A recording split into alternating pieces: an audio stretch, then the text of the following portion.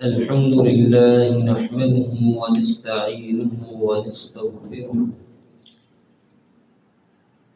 عن أبي هريرة رضي الله عنه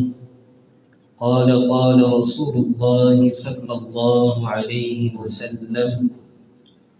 الإيمان بضع وسبعون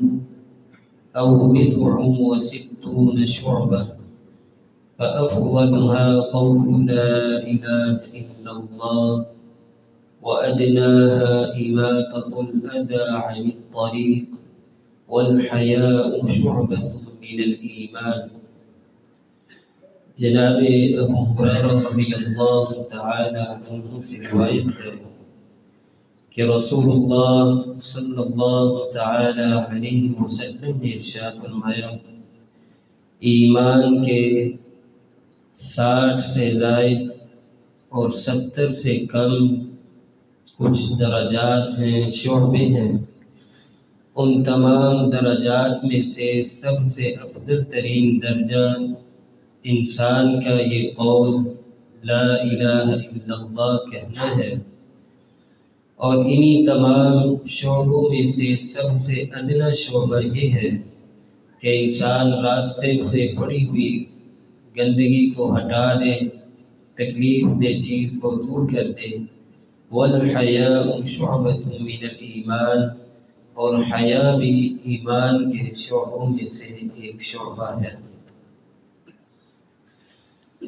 عزیزان گرامی، ہم سب ادع الی سبیل ربک بالحکمہ کے تحت روزانہ کی بنیاد پر حدیث کو سمجھنے اور سمجھانے کی کوشش کرتے ہیں. اللہ تعالی ہماری اس کاوش کو اپنی بارگاہ میں قبول و منظور فرمائے. یقیناً اس کائنات میں سب سے عظیم نعمت ایمان کی نعمت ہے. خوش نصیب ہے وہ انسان جسے اللہ نے اس فتن دور میں بھی ایمان کے مطابق زندگی گزارنے کی توفیق بخشی ہے. آپ جانتے ہیں کہ جس طرح ایک درخت اور اس کی کئی ایک شاخیں ہوتی ہیں، پھل اور مختلف طرح کی سبزیاں، اس کے مختلف طرح کے ذائقے ہوتے ہیں، اسی طرح ایمان کے بھی کچھ درجات ہیں، ایمان کے بھی کچھ شعبے ہیں، اور ان تمام درجات میں سے ہر درجے کی الگ فضیلت ہے، اس کا ایک الگ معیار ہے. اس دور میں آنسو تو اس شخص پر بہائے جائیں کہ جو اپنے آپ کو ایمان کا دعویدار تو کہلاتا ہے، لیکن اس ایمان کی بنیادی تعلیمات سے وہ ناواقف ہے، اس کے مطابق اس کی زندگی نہیں گزر رہی. آنسو تو اس شخص پر بہائے جائیں جو اپنے آپ کو محمد رسول اللہ صلی اللہ علیہ وسلم کا امتی تو کہلاتا ہے، لیکن اس کے لیل و نہار اللہ کے پیغمبر علیہ السلام کے طریقے کے مطابق نہیں گزرتے. اس حدیث مبارکہ میں اللہ کے پیارے پیغمبر علیہ السلام ارشاد فرماتے ہیں کہ اے میری پیاری امت، جس ایمان کا تمہیں کہا گیا ہے کہ جس کے مطابق تم نے زندگی گزارنی ہے، یاد رکھنا اس ایمان کے کئی ایک درجات ہیں، کئی ایک شعبے ہیں، لیکن سب سے بہترین درجہ یہ ہے کہ انسان کثرت کے ساتھ اپنی زبان سے کلمہ توحید پکارتا رہے. لا الہ الا اللہ کا ورد اپنی زبان سے جاری کرتا رہے، اور صرف جاری کرنا ہی مقصود نہیں بلکہ اس کے تقاضوں کو سمجھنا بھی ضروری ہے. اور یہ بابرکت کلمہ کیوں نہ ہو کہ اس کلمے کی آنے کی وجہ سے ہی اللہ رب العزت نے انسان کو جہنم سے بچا کر جنت کا ٹھکانہ نصیب فرمانا ہے. اسی لیے تو رسول اللہ صلی اللہ علیہ وسلم ارشاد فرماتے ہیں جس شخص کا دنیا سے جانے سے قبل آخری کلمہ لا الہ الا اللہ ہوگا، اللہ رب العزت اسی کلمہ توحید کی بنیاد پر اسے جنت الفردوس کا داخلہ نصیب فرما دیں گے۔ اور یہی وہ کلمہ توحید ہے، اگر انسان اس کے مطابق زندگی گزارے، اس پر عمل پیرا ہونے کی کوشش کرے، تو انسان کی صرف دنیا ہی خوبصورت نہیں بنتی بلکہ اللہ رب العزت اس کی آخرت کو بھی خوبصورت بنا دیتے ہیں۔ وَأَدْنَاهَا إِمَاطَةُ الْأَذَىٰ عَنِ الطَّرِيقِ،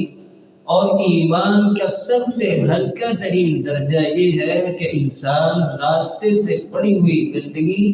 یا کوئی بھی ایسی رکاوٹ والی چیز کو ہٹا دیتا ہے،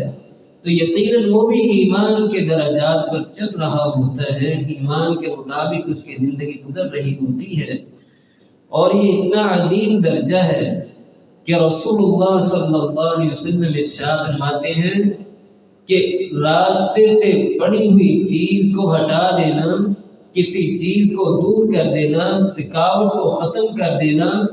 بظاہر اس کے نزدیک یا لوگوں کی نگاہ میں تو بڑا ہلکا عمل ہو سکتا ہے، لیکن یہ ایسا پاکیزہ اور خوبصورت عمل ہے کہ اگر انسان اس عمل کو سنجیدگی کے ساتھ کرتا ہے، اخلاص کے ساتھ کرتا ہے، لوگوں کے لیے آسانی پیدا کرنے کی نیت سے کرتا ہے، نبی علیہ السلام ارشاد فرماتے ہیں اللہ رب العزت اس عمل کی بنیاد پر بھی اپنے بندے کو جنت الفردوس کا داخلہ نصیب فرما دیتے ہیں۔ اور احادیث میں آتا ہے کہ ایک صحابی رسول ہے کہ راستے میں کسی نے درخت کاٹ کر پھینک دیا، تو اس صحابی رسول نے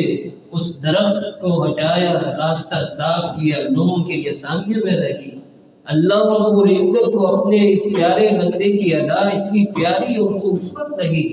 کہ اللہ رب العزت نے اپنے اس خوش نصیب کو جنت الفردوس کا داخلہ نصیب فرما دیا۔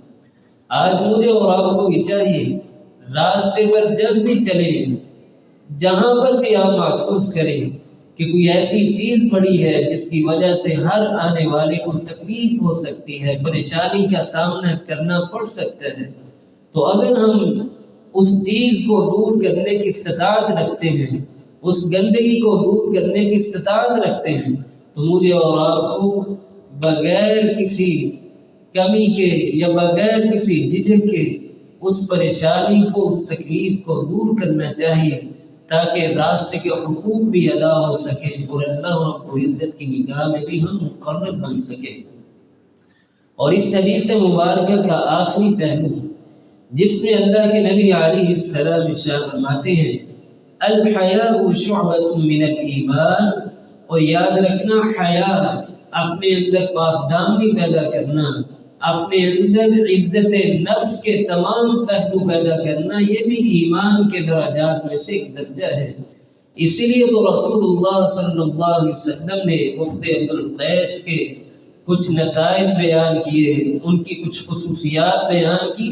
اور ان میں سے بھی سب سے بنیادی خصوصیت اور ان کی خوبی یہی بیان کی گئی الحیاء والحلم، کہ وفد عبدالقیس کے اندر بردباری اور حیا بہت ہی زیادہ عمدہ تھی، لوگوں سے زیادہ لوگوں کے سامنے اللہ رب العزت کی نگاہ میں اتنی زیادہ احتیاط کرتے اور اتنا زیادہ اپنے آپ کو اچھا کرنے کی، لوگوں کی نگاہ میں بھی اور اللہ رب العزت کی نگاہ میں بھی اچھا بننے کی کوشش کرتے۔ اسی لیے رسول اللہ صلی اللہ علیہ وسلم نے اسی حیا کے باب میں بھی یہ کہہ دیا کہ الحیاء کلہ من الایمان، کہ بسا اوقات حیا اپنے اندر انسان لے آئے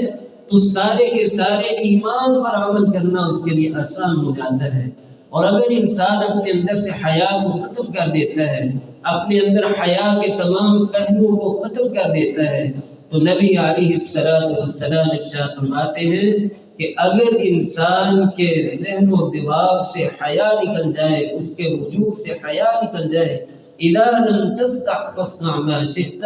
تو پھر جو مرضی وہ کرتا رہے، اسے کسی کی بھی ذرا اس پر اثر نہیں کرتی۔ اور اگر حیا ختم ہو جائے اور معاشرے کے اندر بھی حیائی کو عام کرنا شروع کر دے، تو اللہ تعالیٰ نے قرآن مجید کے اندر وعید بھی سنا دی ہے، ان الذین یحبون ان تشیع الفاحشۃ فی الذین آمنوا لهم عذاب الیم فی الدنیا والآخرہ،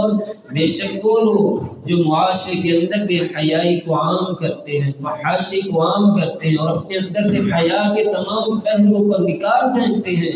اللہ رب العزت ارشاد فرماتے ہیں کہ ان کے لیے دنیا کے اندر بھی عذاب ہے، آخرت کے اندر بھی عذاب ہے۔ اور مجھے اور آپ کو چاہیے کہ ہم اپنے اندر ایمان کے تمام طرح کے درجات کو لے کر آئیں اور اس کے مطابق زندگی گزارنے کی کوشش کریں۔ اللہ تعالیٰ سے دعا ہے کہ جو کچھ سنا اور سنایا مجھے اور آپ کو عمل کی توفیق نصیب فرمائے۔ وآخر دعوانا الحمد للہ۔